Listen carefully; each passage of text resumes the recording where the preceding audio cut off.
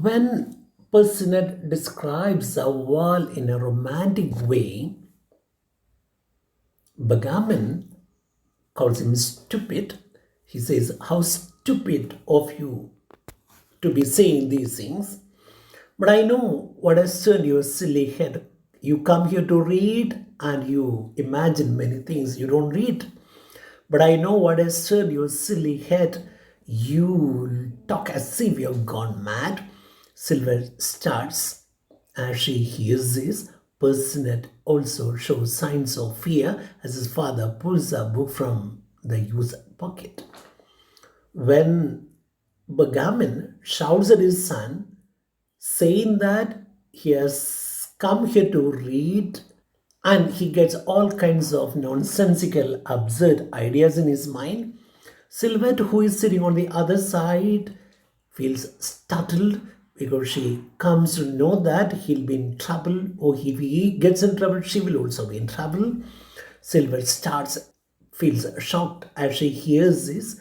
Personet also shows some signs of fear as his father takes a book from the youth's pocket. And father, "Oh, you're reading plays." He drops a book in horror. "And verse, poetry. You're reading poems and plays. That's what has turned your head. You talk like a madman because you've been reading poems and plays. Now I see why you talk about eyes and honeysuckle. I tell you, to be useful, a wall doesn't have to be beautiful. A wall is just a wall, nothing more than that. Even if a wall is not beautiful, it is good because it protects us from our enemies. That's a function of a wall. A wall need not be beautiful. I'm going to have all this green stuff taken away and the bricks relaid and the hole stopped up.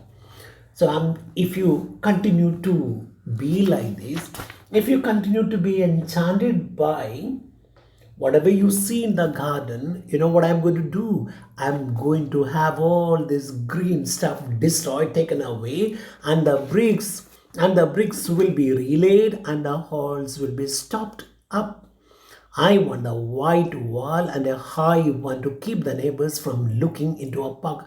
I know that from the other side, our neighbors may look into a park, so I want that to be stopped.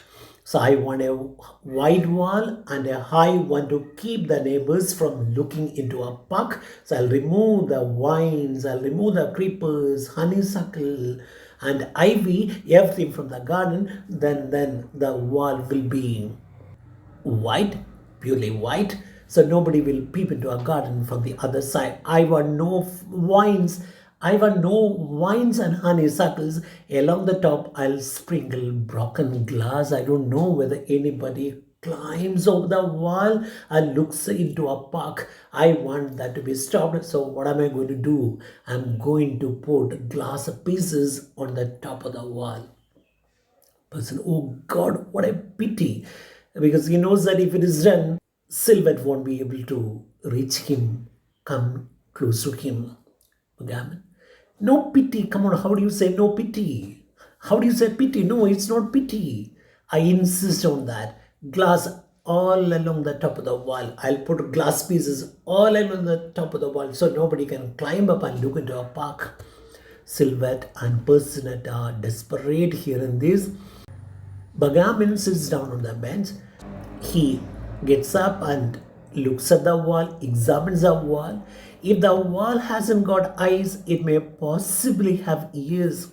So let me tell you something very, very important, my dear son.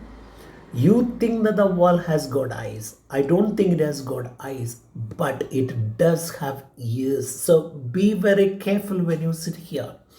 He's about to stand on the bench when Personet feel frightened, and Silver clings close to her side of the wall, making herself as small as she can. We know that Silhouette is sitting on the other side. Now father is standing on the bench to look over the wall. She gets frightened. She feels scared that he may see her, so she clings close to her side of the wall, making herself as small as she can. Bagaman decides not to scale the wall. He stands on the bench to climb the wall, but he decides against it. But motions to his son to do so. He asks his son to climb up and see whether there are people on the other side. See whether there are some curious listeners. You sit in this corner and talk nonsensical things. You speak like a mad person, and you don't know whether somebody is sitting on the other side and listening to whatever you're seeing. So, can you just climb up the wall and see whether there is any curious listener on the other side? Person is very happy. He climbs to that top, leaning over so that Silver can hear him. Till tonight, he tells her, Silver giving him her hand, which he kisses. I'll come as the clock is striking 8. I adore you. So he's climbing on he's on the top of the wall, and he can see Silver, and he talks to Silver. He tells her, bye till good night, bye till tonight. Silver, okay. Silver gives him her hand, and he kisses her hand and says, I'll come as the clock is striking 8 o'clock. I love you. Bagaman to pass. Well, do you see anybody on the other side? Bagaman is asking. Person jumping down his, oh, no one, father. I couldn't see anyone. Bagaman reseating himself. Well, then, my boy, I should like to see you married. Bagaman thinks that the son has become highly romantic now. The son is going mad, and he thinks that the best thing to be done is to get him married. So he says, I would like to see you married. On the other, oh God, what is that? Nothing. I thought I heard a cry. Actually, Bagaman heard a girl crying, and he didn't know who it was. Hearing his son talk in a romantic mood, hearing his son talk about nonsensical things, father thinks that the best thing to be done now is to get him married. So he tells him, I should like to see you married. Hearing this, Silver, who is sitting on the other side, expresses shock. She says, oh, she expresses her sorrow, despair. Bagaman hears this and is asking person, who is that? What is that? Person, nothing, I didn't hear anything. Bagaman, I thought I heard somebody cry. Person looking into the air, oh, must be some wounded bird, perhaps. Father, it must be some bird which is wounded. Bagaman, I have given the matter my undivided attention, oh my dear son. I have thought about this matter very, very seriously. Undivided attention, serious consideration to your marriage. And have chosen a wife for you. I have chosen a girl for you, and you need to get her. You need to get married as early as possible. Person whistles and walks away. Person doesn't reply, he just whistles and walks away. I tell you, father continues, I tell you, I am in earnest and I intend to force you. Father says, see, it is not a joke. I am telling you seriously, you have to get married. If you are not willing, I'll force you, compel you to marry. If necessary, I'll force you. Person continues whistling. He takes it as a joke. Will you stop that confounded whistling? Father gets irritated by his action and he says, why do you keep on whistling? Come on, that confounded, that dirty whistle, stop your dirty whistling. The young woman is rich and she's a jewel, she's a star, she's a precious lady, and I have chosen a girl for you, and the girl is rich and she's a jewel. Person, I want none of your jewels. Person says, she may be a jewel, I don't know, but I don't want any of your jewels.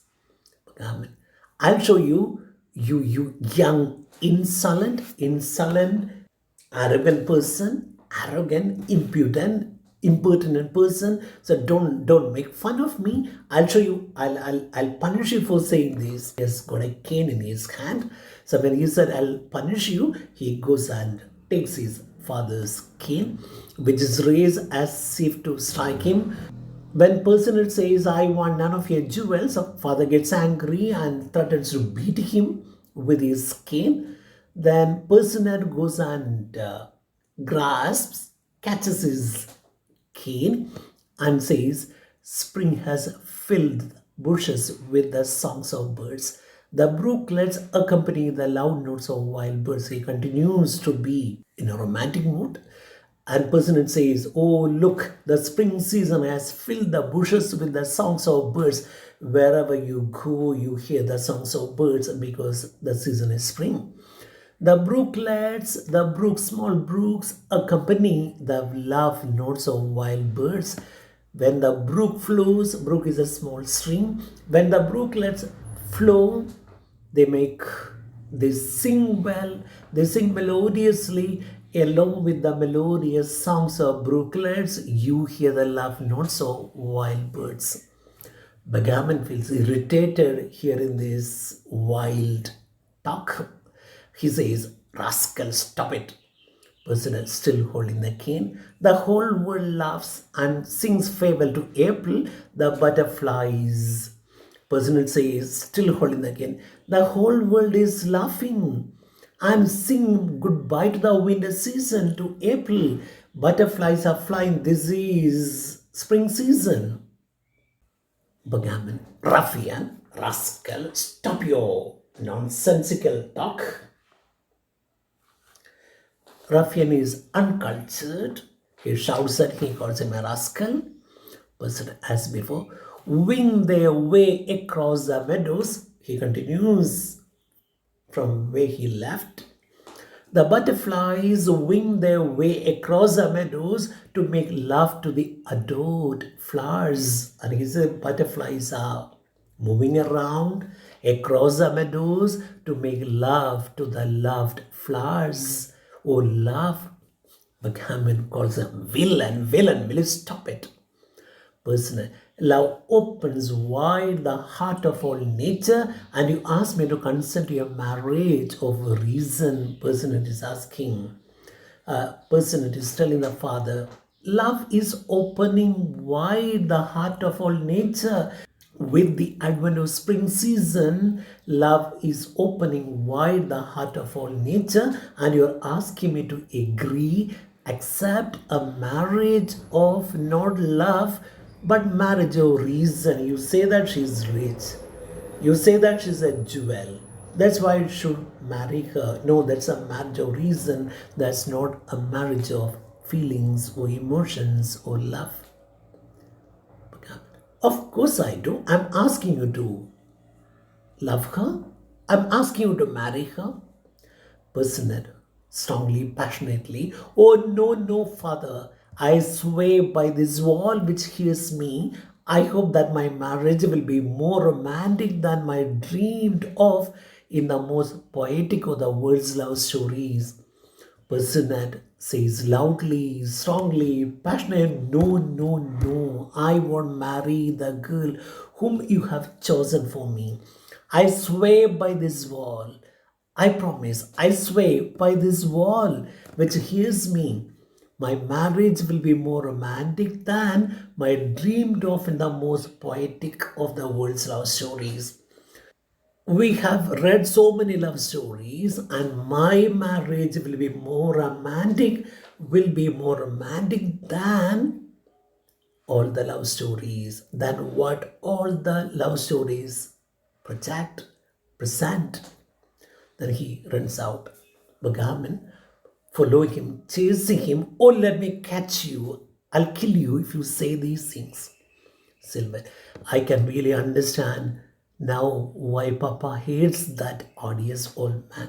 Now Silver tells herself, "Now I understand why my father hates us a terrible old man. The terrible old man is Bagaman." So Silver says, "No wonder my father hates this stupid fellow who he talks like this, he doesn't know the meaning of love. He's talking about richness and jewels. At that time, Pascano enters. Pascano is Silver's father.